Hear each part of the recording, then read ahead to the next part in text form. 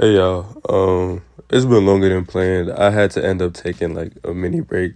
There's been a lot of stuff going on. I got sick for a little while, then I had some personal issues, some family issues, and I wasn't really feeling the best. I'm a lot better now overall though, feeling better than I have in a while. So I had to spin back because those last 2 days of Champions League games were ridiculous, and there's no way we just skipping over all that shit. That Barca game, I can't lie, there was some questionable refereeing, but you can't tell me that Raphinha winner wasn't live as hell, bro. If that was the Camp Nou, the stadium would have crumbled. It's kind of funny because month after month, no matter what new superstar continues to shine or whatever new player breaks out and starts to take over or whatever player goes on a hot streak, the same lesson is learned every time. It never really changes. We give everybody 2 seconds nowadays, and it's not entirely our fault. There's been this manufactured sense of unnecessary urgency created for every single club in the world, as if everything is going to come crumbling down tomorrow if everything doesn't fall into place this very instant right now. Everybody's in a rush. Everybody has to win now. Every player has to start performing right now, and they got 30 seconds to do it, or they're out the door in the eyes of so many fans. And it's something we talked about before on this channel, right before the season started, actually. Yet, season after season, month after month, shit, week after week, there continues to be new examples of players that took a while to hit their stride, but once they did, they were ridiculous. Raphinha is deadass a Ballon d'Or frontrunner. Raphinha. You say that to a Barca fan in 2023 and they will put you in a headlock. Yeah, he started hitting his stride towards the end of last season, and by this season, after Flick took over, he turned into a full monster. He's the best off-ball player in the world, an elite runner. Everything just clicked into place here in his third year. Caicedo got shitted on throughout last season, and hey, I'll admit, I was one of the main ones getting on his ass because he was on that pitch looking lost sometimes. But it's one thing for me to be trolling a rival player, but when your own fans are calling you a complete waste of money a couple months into your first season, it's a little different. It's like the concept of growth has been completely lost to all of us. It's not even really just a football thing. It's a thing throughout sports and honestly in real life too. I feel like we don't give anybody grace at all anymore, even ourselves, especially ourselves actually. Of course, it's partially because of social media. I know I blame everything on social media on this channel, but I really can't stress enough how much that shit really fries our brains.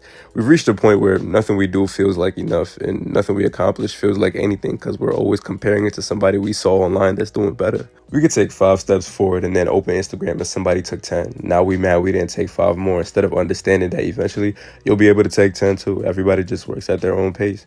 Back to football, the same problem happens, and it's mainly because rival fans are obsessed with comparing, obsessed with getting the one-up on each other, which is normal, but at least there's so many fans getting irrationally frustrated with their own players for not immediately being stars. I feel like everybody would be a little less toxic if everybody went back to understanding that, yeah, some players will start acting a fool right away depending on the situation.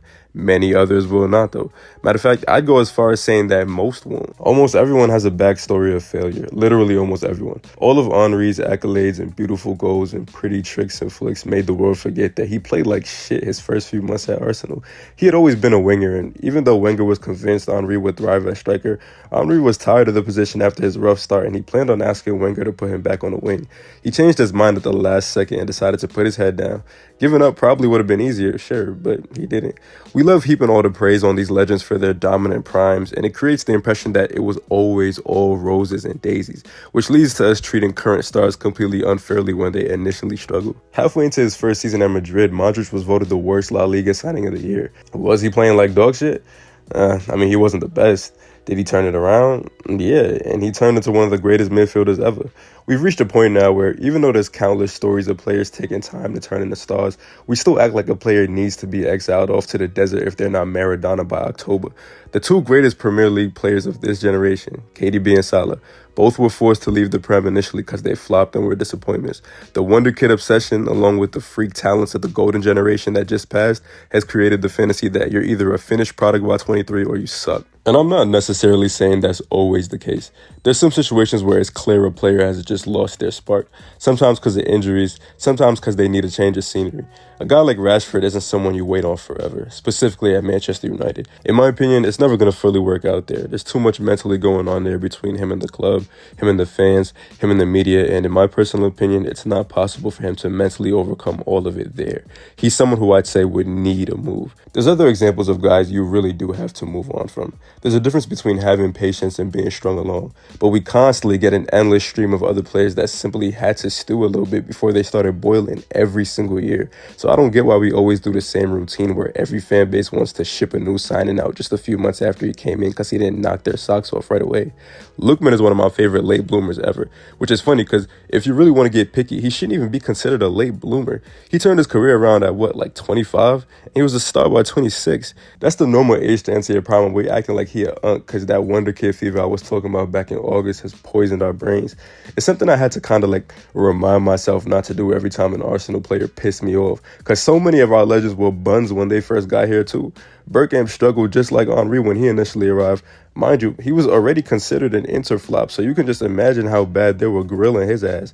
I have to remind myself to relax every time Marino get caught on the ball doing his slow-ass 1 mile an hour snail turns. I'll be 2 seconds away from screaming, ship him to Narnia. Anyways, yeah, I just wanted to talk about that just because of this season's wave of players who maybe weren't really considered all that great and then they just exploded. Gravenberch is young, but he didn't really do much of anything at Bayern or his first season at Liverpool, and nobody expected him to be so brilliant this year.